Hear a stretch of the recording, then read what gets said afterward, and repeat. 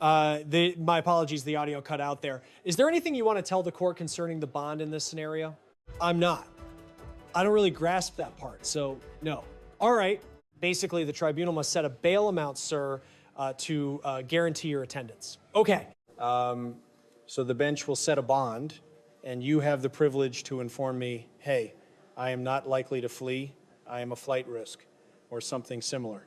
Is there anything you would want to share with me regarding that topic? Sir, I just want to look after my girls. I am not a danger. I get it. All right. Yes, sir. Well, the court intends to mandate a $2 million blanket bond in this instance, encompassing every one of your charges. Should you manage to post bail, the judge orders that you be placed under pretrial supervision with electronic home monitoring. Furthermore, the court mandates that you shall have zero contact whatsoever, either directly or via a third party. You are forbidden from speaking to them in any manner or fashion. That prohibition extends to digital messaging as well. You are strictly forbidden from communicating through family members at all. Is that clear to you? Yes, sir. Okay, Crime Shadows continues examining the investigations that will leave you thinking twice. Make sure to smash that subscribe button on Crime Shadows so you catch fresh investigations way before the mainstream media even gets a whiff of them. Our uploads go live exactly when the action breaks, covering the incidents in real time because you deserve the unfiltered facts. That is exactly the mission we execute here at Crime Shadows. If anyone drives me to be a better man, I guess it would be the Lord, since I work as a music minister. By Monday, this guy from Tip City was explaining a total nightmare scenario. Right at the start, Caleb tells dispatch that an intruder smashed in and gunned down his wife. They ask if the suspect is still inside, but he claims he has no idea while describing the scene at 2:30 in the morning. A guy dials 911 screaming his head off about a break-in and saying his wife took a bullet. He describes a total bloodbath, but he is faking it because everything he tells the cops is a complete fabrication. Nobody realizes it yet since the tragedy involving the 37-year-old is so fresh. She was a volleyball coach for Tip City schools and a mom who absolutely adored her two little girls. Police say that on February 16th, 2026, at 2:31 in the morning, someone shot her while she slept in her own bed. Authorities allege the shooter was actually her husband, Caleb Flynn. Imagine your own bedroom is not safe enough to protect you. Investigators say 39-year-old Caleb used a 9mm on Ashley. After the murder, he did something truly twisted and sick. He tried to frame a stranger for the killing by staging the scene, but detectives saw right through his lies. Within 82 hours, he was in cuffs with bond set at $2 million after pleading not guilty. This is the Ashley Flynn saga where everything fell apart. Make sure you subscribe to Crime Shadows. It was late at night in their two-story house while their elementary-age daughters slept upstairs. Ashley was asleep next to her husband, totally unaware of what was coming. Police claim Caleb got out of bed, grabbed his gun, came back, and pulled the trigger at 2:31 in the morning. The bullet killed Ashley instantly, and seconds later, Caleb called 911. Listen to the recording of his call with the Miami County dispatcher. Oh my God, someone just broke into my house and shot my wife. Are they still inside? I honestly do not know. Just please get someone here to this address immediately. Please hurry up. Tell me what you are seeing right now. My wife took 2 shots to the head and there is blood everywhere. Oh God, please help. Sir, please try to take a breath for me. Do you see anyone else in the house? No, the garage door was wide open. Just please hurry. Oh my God! My daughters are in the house. Where is she right now? She is lying in the bed. Are you in the room with her? Yeah, I am right here looking at her. Did you guys lock the doors? We locked the garage, but the house door was open. Please wake up. Where is the bedroom located? My partner is sending units now. I need you to answer me so I can get you help fast. Okay, what was that? Where are you in the house? I am in the bedroom and my girls are in their rooms. So you are not with the kids right now. I was just with them. What happened? Okay, but you are not with them now. No, they are asleep in their room. Oh God, please help, sir. Officers are heading your way right now. Take a deep breath for me. Do you hear anything at all? I rubbed her leg and called her name, but she is not answering. Your daughter is not answering? No, I am sorry. What did you ask? Is your daughter not responding to you? No, the girls are across the hall in their own room. Okay, do you hear any noise in the house? No, but her face is so pale. Her face is white. Go ahead and explain it to me. He claimed they entered through a door, shot his wife, and took off. He faked his fear well enough to fool the dispatcher, but responders found Ashley dead in bed. Those two little girls slept through the whole thing upstairs and never woke up. Neighbors didn't hear the gunshot or witness the chaos unfold.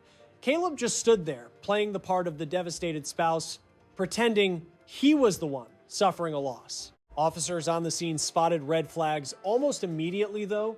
His narrative about the break-in clashed hard with the physical reality they were looking at. Not a single door or window displayed any hint of being pried open. No locks were busted. Everything looked completely untouched.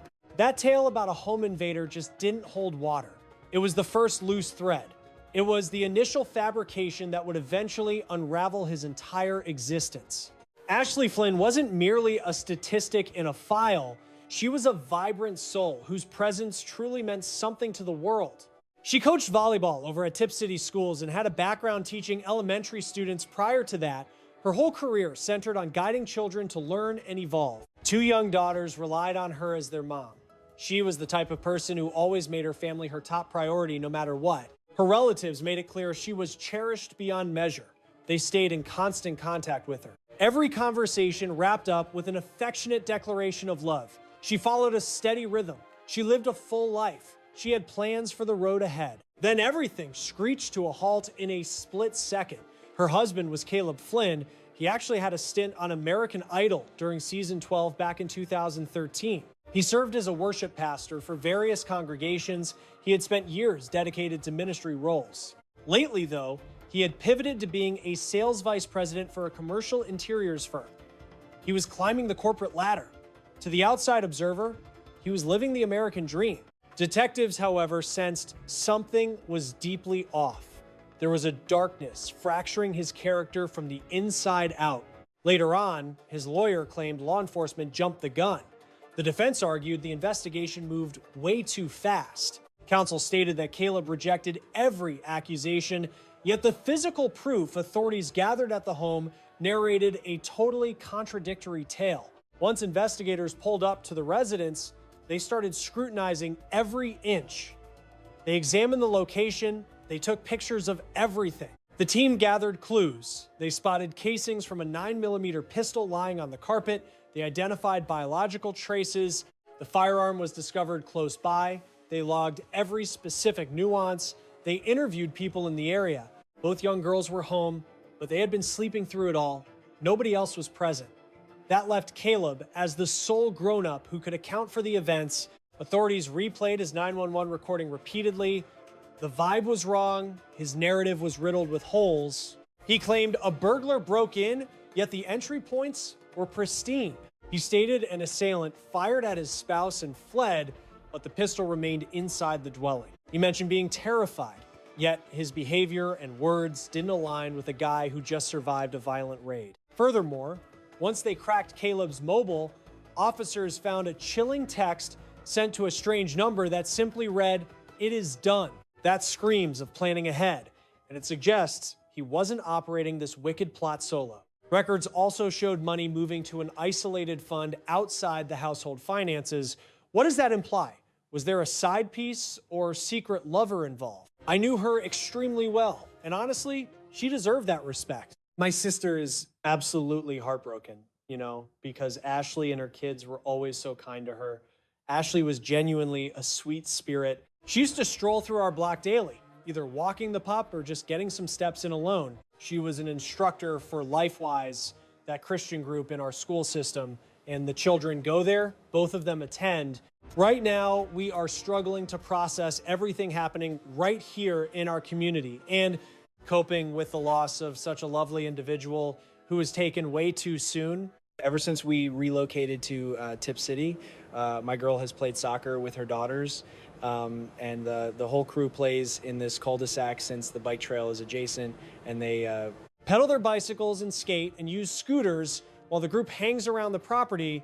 And honestly, I have no idea if they plan to relocate. However, it is going to be incredibly tough not spotting them on a daily basis. She was a true cornerstone of this town, And, excuse me, she greeted us when we arrived, being one of the very first folks to say hello. I didn't catch a wink of sleep last night. Law enforcement carried out a search order. Officers combed the residence for clues. They secured Caleb's mobile device. They obtained a judge's approval to access it. Filings and official reports indicate they were hunting for anything revealing his mental state or his hidden plans. Investigators uncovered his chat history. They traced his electronic trail.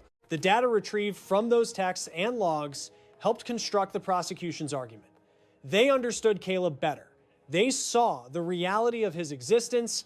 Detectives saw the stress weighing him down. They located the 9mm pistol registered in his name. Experts identified traces of powder residue. The scientific proof started illustrating a clear scenario. It was a scenario implying Caleb Flynn murdered his spouse and attempted a cover-up. When authorities presented the proof to him, his fabrication started to crumble. The forensic proof collected was absolutely undeniable. No signs of a break-in, the firearm, the spent cartridges, the body's orientation, and the glaring inconsistencies in his alibi. Officers pressed him, displaying exactly what they uncovered. Detectives laid out precisely what those clues demonstrated. Investigators claim that under that intense scrutiny and the burden of proof, Caleb's account started to crumble. Authorities booked him for homicide, 2 counts of felonious assault involving a lethal weapon, plus 2 charges of evidence tampering. The judge set his bail at $2 million. He couldn't raise the funds and remained behind bars. Caleb entered a plea of not guilty. His legal proceedings are currently in the initial phases.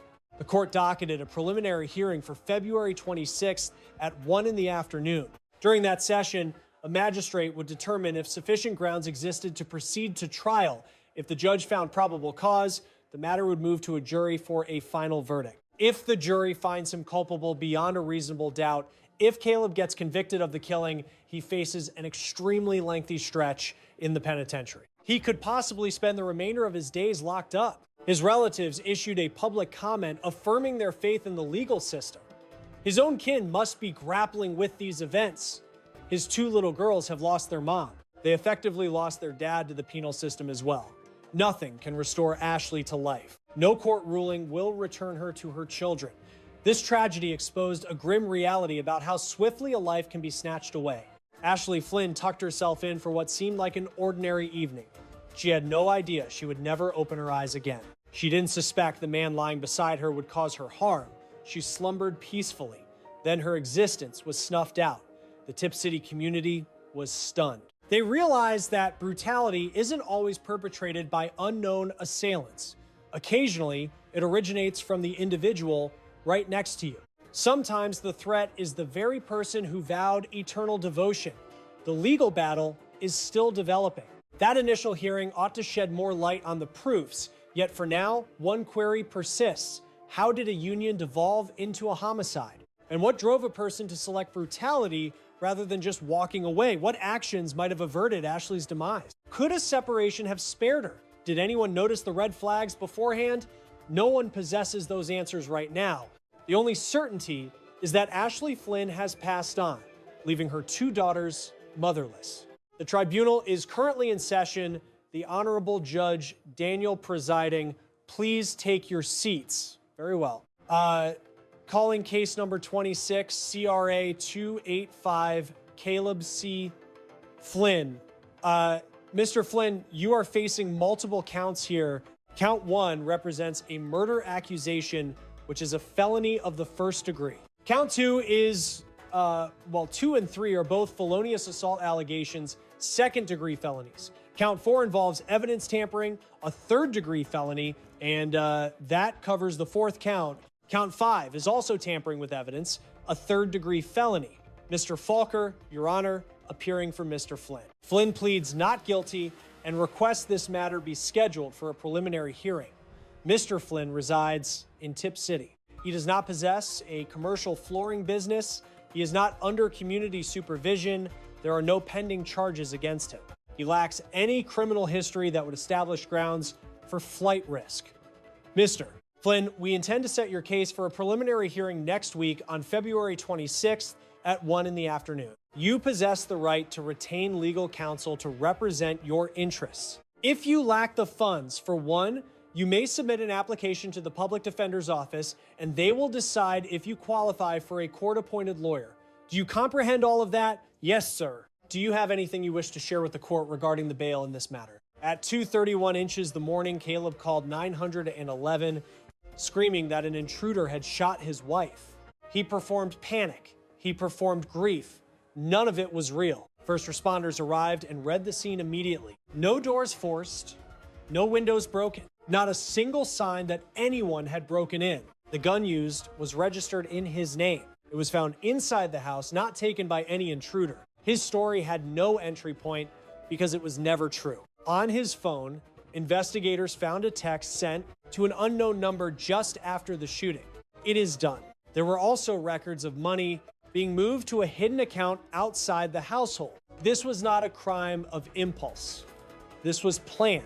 Within 82 hours, Caleb Flynn was in handcuffs. Bond set at $2 million, charged with murder. He pleaded not guilty.